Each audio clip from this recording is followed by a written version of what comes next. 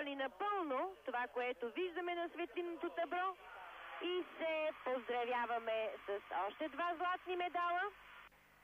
Галина Белоглазова е четвъртата финалистка на бухалки, 9,975, само 25 по-малко от максималната оценка. Дори да получи 10, тя ще остане с бронзов медал поради по-добрите резултати на Бянка и Лили в многобоя.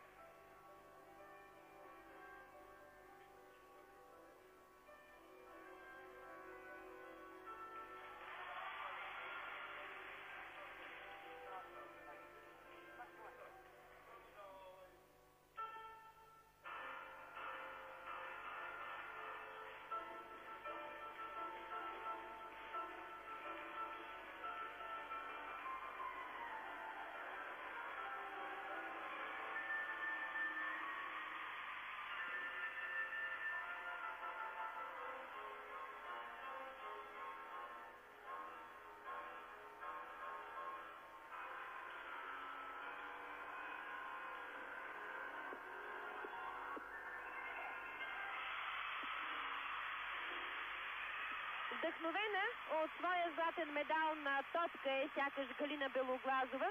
Това изпълнение имаше много повече вътрешен заряд и вътрешна сила. Обича я публиката тук. Това се вижда и тя си го е заслужила. Мисля, че една от основните забележки, една от основните констатации, стабилността в играта на съветските гимнастички вече е постигната и на това е едно от обясненията на скъсяването на дистанцията между двата лидера.